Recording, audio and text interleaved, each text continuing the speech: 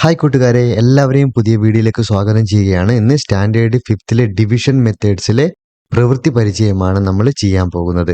Video കാണുന്ന എല്ലാ കൂട്ടുകാരോടും ഒരു റിക്വസ്റ്റ് ഉണ്ട്. കാരണം നിങ്ങൾ ഈ വീഡിയോ കണ്ടു കഴിഞ്ഞാൽ ഒരു അഭിപ്രായം രേഖപ്പെടുത്താൻ മറക്കരുത്. നിങ്ങൾക്ക് ഈ വീഡിയോ ഇഷ്ടപ്പെടുന്നുണ്ടോ, അല്ലെങ്കിൽ എന്തെങ്കിലും ചേഞ്ചസ് വരുത്തണോ എന്നൊക്കെ എനിക്ക് അറിയാൻ കഴിയണമെങ്കിൽ അതിലൂടെ മാത്രമേ അറിയാൻ സാധിക്കുകയുള്ളൂ. പേജ് നമ്പർ 48ലെ ആദ്യത്തെ ക്വസ്റ്റ്യൻ നോക്കാം.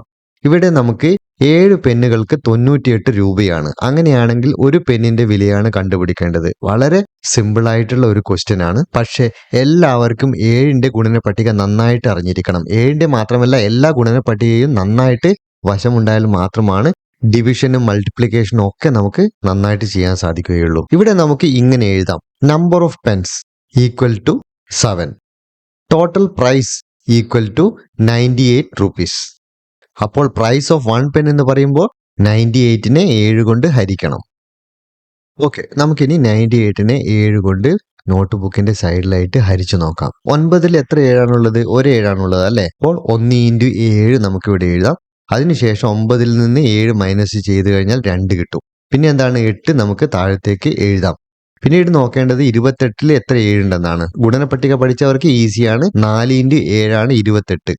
അപ്പോൾ 28ൽ നിന്ന് 28 മൈനസ് ചെയ്താൽ 0 കിട്ടുന്നത്. അപ്പൊ നമുക്ക് കിട്ടുന്ന ആൻസർ എത്രയായിരിക്കും? Price of 1 pen equal to 14 rupees.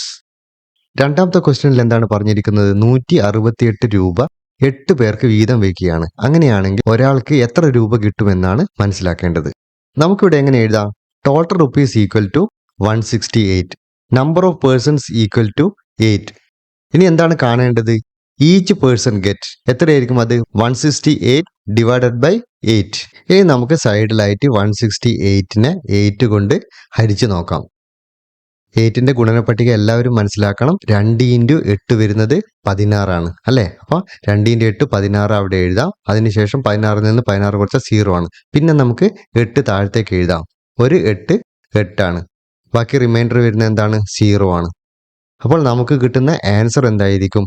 Each person get 21 rupees. ഇവിടെയുള്ള ക്വസ്റ്റ്യൻ എന്താണ്? സ്കൂളിലേക്ക് 1825 നോട്ട് ബുക്ക് വേണം. അതെങ്ങനെയാണ് വരുന്നത്? 25ന്റെ പാക്കുകളായിട്ടാണ് വരുന്നത്. അങ്ങനെയാണെങ്കിൽ എത്ര പാക്കുകൾ ഉണ്ടാവുമെന്നാണ് ചോദ്യം. ഇവിടെ തന്നിരിക്കുന്നത് എന്താണ്? Total number of notebooks എത്രയാണ്? 1825. Number of notebooks in 1 pack എത്രയാണ്? 25 ആണ്. ഇനി നമ്പർ ഓഫ് പാക്സ് കാണാൻ 1825 ഹരിക്കണം 25. 1825നെ സൈഡിലായിട്ട് നമുക്ക് ഹരിച്ചു നോക്കാം. എത്ര കൊണ്ടാണ് ഹരിക്കേണ്ടത്? 25 ആണ് അല്ലെ? ഇവിടെ എന്താണ്? 18ൽ പോകില്ല. 182ൽ എത്ര 25 ഉണ്ട് എന്നാണ് നമുക്ക് നോക്കേണ്ടത്. റഫായിട്ട് നോക്കാം. 100ൽ എത്ര 25 ഉണ്ടാവും? എല്ലാവർക്കും അറിയാം അല്ലെ? 4 25 ചേർന്നാലാണ് 100 വരുന്നത്. ബാക്കി വരുന്നത് എത്രയാണ്? 82 ആണ്. അപ്പോൾ 75 എന്ന് പറയുമ്പോൾ 3 25 ആണ്. 7 25 ചേരുമ്പോൾ 175 എന്ന് കിട്ടുന്നുണ്ട്. അപ്പോൾ ഇവിടെ 182ൽ 7 25 ആണുള്ളത് അല്ലെ? 7 × 25 175 എന്ന് എഴുതാം. കുറയ്ക്കുമ്പോൾ എത്രയാണ് കിട്ടുന്നത്? 2ൽ നിന്ന് 5 കുറയ്ക്കാൻ പറ്റില്ല. അപ്പോൾ നമ്മൾ എന്ത് ചെയ്യും? 8ൽ നിന്ന് ഒരു 1 അപ്പുറത്തേക്ക് എടുക്കും. 8ന്റെ സ്ഥാനത്ത് 7 ആണ് വരുന്നത്. അപ്പുറം 12 ആയി അല്ലെ? 12ൽ നിന്ന് 5 കുറയ്ക്കുമ്പോൾ നമുക്ക് 7 ആണ് കിട്ടുന്നത്. ലെഫ്റ്റ് സൈഡിൽ ഇപ്പോൾ ഓൾറെഡി 7ൽ നിന്ന് 7 ആണ് കുറയ്ക്കേണ്ടത്. അപ്പോൾ 0 കിട്ടും. 1ൽ നിന്ന് 1 കുറച്ചാലും 0 ആണ് കിട്ടുന്നത്. ഇനി 5 താഴത്തേക്ക് എഴുതാം. വരുന്നത് എത്രയാണ്? 75. 75ൽ 25 എത്രയാണ്? 3 ആണ് ഉള്ളത്. 3 25 75. ബാക്കി റിമൈൻഡർ വരുന്നത് 0 ആണ്. അപ്പോൾ നമ്പർ ഓഫ് പാക്സ് എത്രയായിരിക്കും? 73 എണ്ണമാണ് ഉണ്ടാവുന്നത്.